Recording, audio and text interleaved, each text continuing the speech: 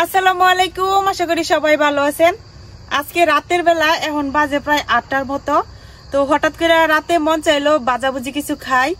তো এই বছর তো শীতে আমরা ফুলকপির পাকুড়া এখনো খাই নাই। তো আজকে একটা ফুলকপি নিয়ে নিছি, এই ফুলকপিটা দিয়ে আজকে করাম পাকুড়া। তো পুরো ভিডিওটা দেখতে থাকেন, আশা করি ভালো লাগবো। তো প্রথমে আমি ফুলকপিটা কেটে নেই।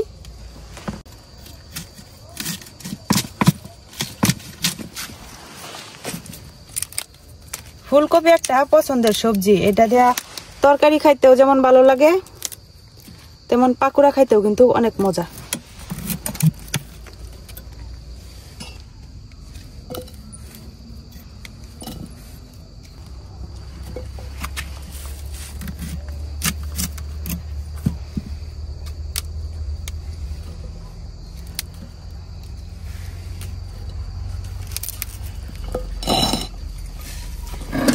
তো এই নিয়ে আমি যেটি বেশি বড় বড় করে এগুলারে মাঝখান থেকে একটু ফালটা করে নিলাম, তাহলে একটু ছোট হইব।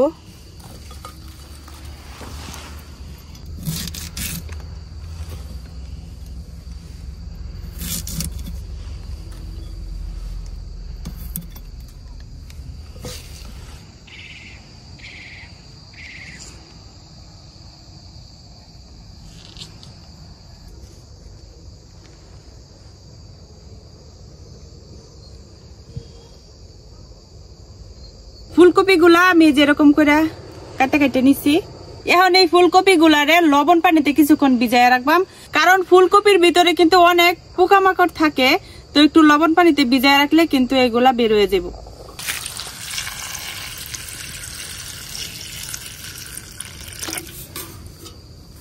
লবণ একটু বেশি করে লবণ দিয়ে দিতেছি। এখন এই লবণ পানিতে ফুলকপি গুলা ভিজানো থাকুক, আর এইদিকে আমি আদা আর রসুনটা বাইটে নেই। ফুলকপির পাকুড়াতে একটু আদা আর রসুন বাইটে দিলে অনেক সুন্দর ঘ্রাণ করে, আর খাইতেও কিন্তু অনেক ভালো লাগে। তো আমি এনে অল্প পরিমাণে রসুন আর একটু আদা বাইটে নিলাম।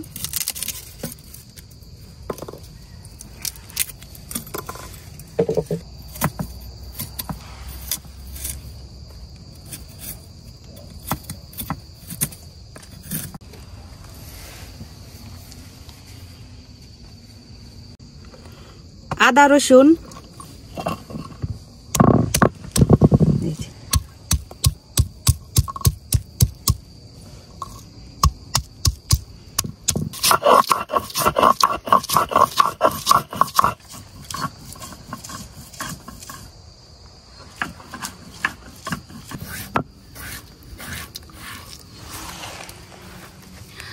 আমি আদা আর রসুনটা বাইটে নিছি।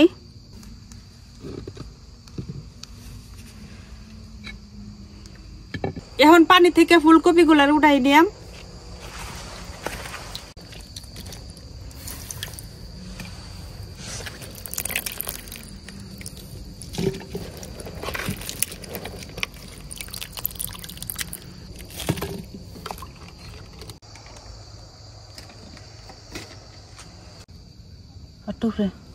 ফুলকপি গুলার মধ্যে এখন আমি দিয়ে দেব হইতেছে ময়দা,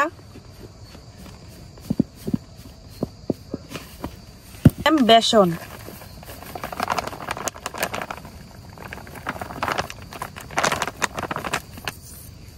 যে আদা আর রসুনটা বাইটে রাখছিলাম এটাও দিয়ে দিলাম।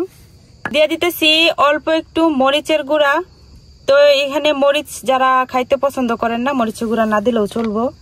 আর দিয়ে দিতেছি হলুদ গুঁড়া, লবণ, জিরার গুঁড়া,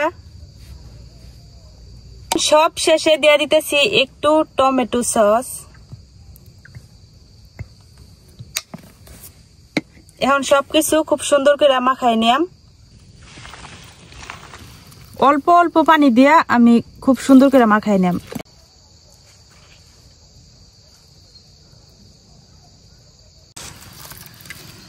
আমার বাটিটা ছোট হয়ে গেছে, তারপরেও খুব ভালো করে আমি চেষ্টা করছি মাখাই নেওয়ার।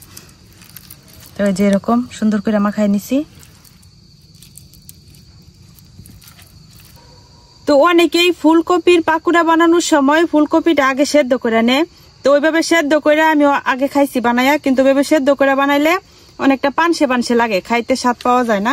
তো তো এইভাবে কাঁচা অবস্থাতে কইরা আস্তে আস্তে ভাজা নিলে খুব সুন্দর করে সেদ্ধ হয়ে যায়, আর এটা খাইতে আরো বেশি মজা লাগে। তো এখন এইভাবে মাখানো অবস্থায় থাকুক, আর আমি এদিক দিয়ে চুলাটা ধরাই নেই।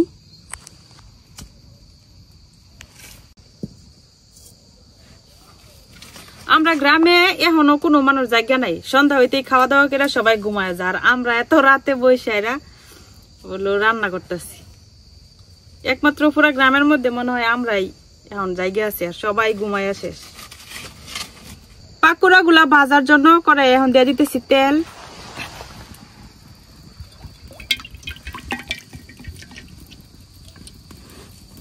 তেল গরম হয়ে গেছে, এখন আমি একটা একটা করে পাকুড়া দিয়ে ভাজে নিলাম।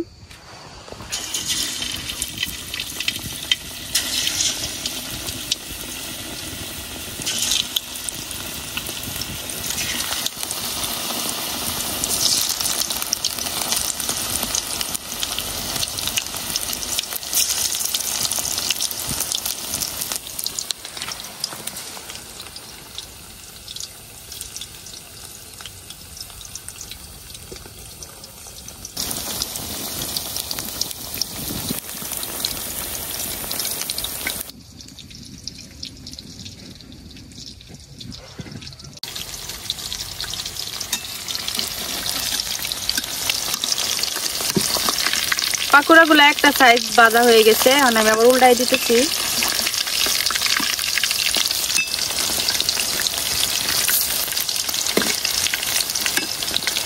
তো এখানে যদি বেশি করে বেসন ময়দা দিয়া মাখাইতাম তাহলে খাওয়ার সময় শুধু বেসনের আর ময়দার টেস্টই মুখের মধ্যে পড়ে, কিন্তু ফুলকপির যে টেস্ট এটা আর মুখে পড়ে না।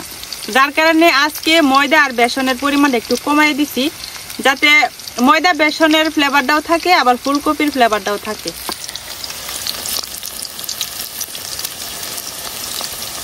আমার এই পাকোড়াগুলো ভাজা হয়ে গেছে, এই যে এরকম আমি একদম লাল করে ভাজে নিছি।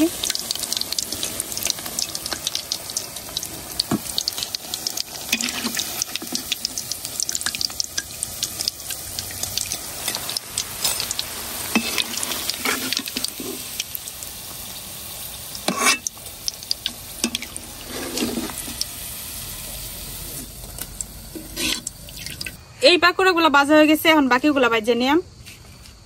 এবারে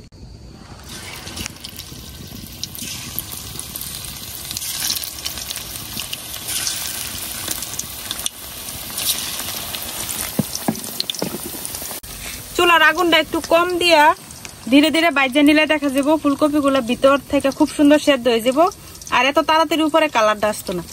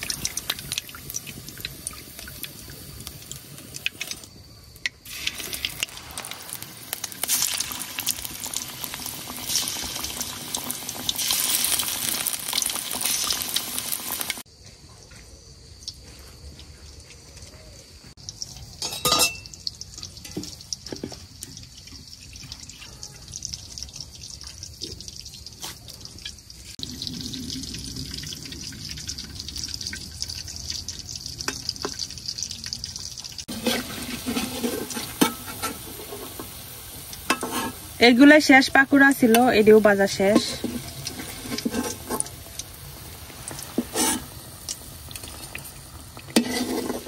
পাকুড়াগুলো বানাইতে কিন্তু বেশি সময় লাগছে না, মানে কাটা বাচ্চা রেডি করে করতে সর্বোচ্চ 20 মিনিটের মতো লাগছে।